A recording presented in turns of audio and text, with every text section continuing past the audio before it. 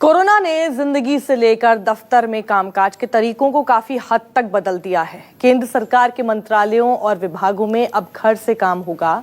इसके लिए कार्मिक मंत्रालय ने एक ड्राफ्ट तैयार किया है। इसके लिए 21 मई तक सभी मंत्रालयों से सुझाव मांगे गए हैं। दूसरे राज्य भी अपने अपने हिसाब से लॉकडाउन 4 को लेकर प्लान ऑफ एक्शन यानी रणनीति बनाने में जुटे हैं। सतर्क रहते हुए ऐसी जंग के सभी नियमों का पालन करते हुए अब हमें बचना भी है और आगे बढ़ना भी है। कोरोना के खतरे को देखते हुए अब सरकार ने भी इसके साथ जीने और काम करने की तैयारी कर ली है। केंद्र सरकार के कार्मिक मंत्रालय ने एक ड्राफ्ट तैयार किया है जिसमें केंद्र सरकार के मंत्रालय और विभाग घर से काम कर सकेंगे। ये योजना लॉकडाउन 4 के बाद भी जारी रहेगी। केंद्र सरकार के मंत्रालय और विभाग ई कार्यालय की तरह काम करेंगे। दफ्तर में बहुत ही सीमित संख्या में लोग आएंगे, बाकी लोग दफ्तर का पूरा काम ऑनलाइन करेंगे। लॉकडाउन के दौरान करीब 75 मंत्रालय ई ऑफिस की तरह काम कर रहे हैं। 57 मंत्रालय और विभाग ने अपना 80% काम ई दफ्तर के तौर पर घर से पूरी कुशलता के साथ किया। अब इसे और विस्तार दिया जा रहा है। इसके लिए कार्मिक मंत्रालय ने पूरा खाका तैयार कर लिया है। नई व्यवस्था के तहत ज्यादातर केंद्र सरकार के अधिकारी और कर्मचारी अब घर से काम करेंगे।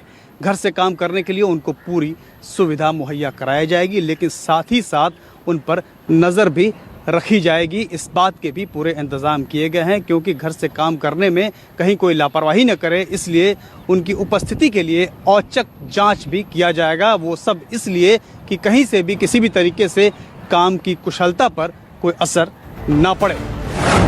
नए ड्राफ्ट के मुताबिक केंद्र सरकार के दफ्तरों में VPN यानी वर्चुअल प्राइवेट नेटवर्क के जरिए काम होगा। वर्चुअल प्राइवेट नेटवर्क की सुविधा उप सचिव और उसके ऊपर के अधिकारियों को दी जाएगी, जिससे वो किसी भी फाइल पर दूर बैठकर काम कर सकते हैं। ये नेटवर्क पूरी तरह से सुरक्षित होगा। HOD की इजाजत से इस नेटवर्क की सुविधा और भी कर्मचारियों को दी जा सकेगी।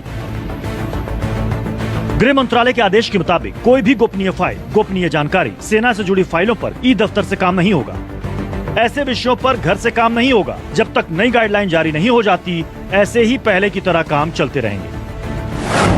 वर्क फ्रॉम होम के लिए सरकार की ओर से लैपटॉप, कंप्यूटर मुहैया कराया जाएगा।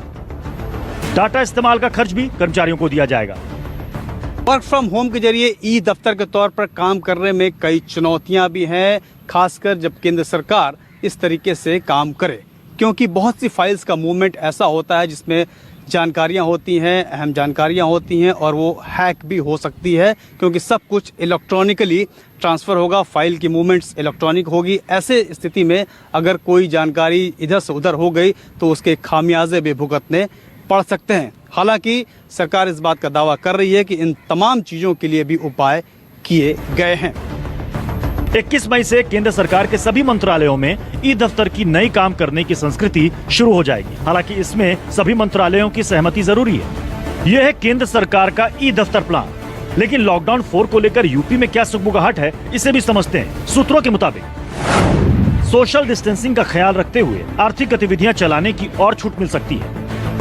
मॉल, सिनेमाघर, स्कूल खोलने की छूट मिलने के चांस बहुत कम है।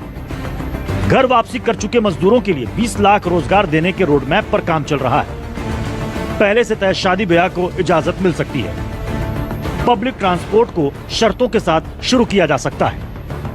कोरोना महामारी की वजह से हुए लॉकडाउन ने उत्तर प्रदेश की अर्थव्यवस्था को तगड़ा झटका दिया है। यही नहीं, इसी महामारी ने उत्तर प्रदेश में विकास की गति को भी काफी धीमा किया है। लेकिन योगी सरकार के बीते दिनों लिए गए निर्णयों पर नजर डाली जाए तो कामकाज को गति देने की झलक भी साफ तौर पर देखी जा रही है। जानकारी के मुताबिक आने वाले दिनों में न सिर्फ लॉकडाउन को बढ़ाने पर चर्चा हो रही है, बल्कि आर्थिक गतिविधियों को संचालित करने पर ज्यादा बल भी दिया जा रहा है, जिससे ज्यादा लोगों को रोजगार के साधन उपलब्ध हो सके। तो अब ये भी जान लीजिए कि बिहार में लॉकडाउन 4 में कहां छूट और कहां सख्ती होगी। सूत्रों के मुताबिक बिहार में सभी जरूरी सेवाएं जारी रहेंगी। बिहार में लॉकडाउन 4 का स्वरूप क्या होगा, इसकी अभी तक आधिकारिक पुष्टि नहीं हुई है। लेकिन अगर सूत्रों की माने तो बिहार सरकार के हर वो काम जो पहले से चलते आ रहे हैं, यानी अगर सरकारी जो ऑफिस है वह खुले रहेंगे, इसके अलावा जो प्राइवेट अस्पताल हैं वह खुले रहेंगे। इसके अलावा जो भी इनिशियल जो भी दुकानें खोली गई थी, चाहे वह हार्डवेयर की दुकानें हो, इलेक्ट्रिक की दुकानें हो, टीवी की दुकानें हो, मोबाइल की दुकानें हो, ये सब खुली रहेगी। सभी दुकानें सुबह 7 से शाम 6 बजे तक खुलेंगी। सोशल डिस्टेंसिंग का पालन करना होगा। मास्क लगाना सभी के लिए अनिवार्य होगा। नियमों के उल्लंघन पर दुकानें बंद कर दी जाएंगी। निर्माण, इलेक्ट्रिक, मोबाइल, ऑटोमोबाइल सेक्टर से जुड़ी दुकानों को शर्तों के साथ खोलने की इजाजत दी जा सकती है। मतलब लॉकडाउन 4 का रंग ढंग पहले से काफी हद तक बदला दिखने की उम्मीद है, जिससे जान भी बचे और जहान भी सलामत रहे। पटना से सौरभ कुमार, लखनऊ से अशोक तिवारी के साथ प्रशांत देव, दिल्ली, न्यूज़ 24।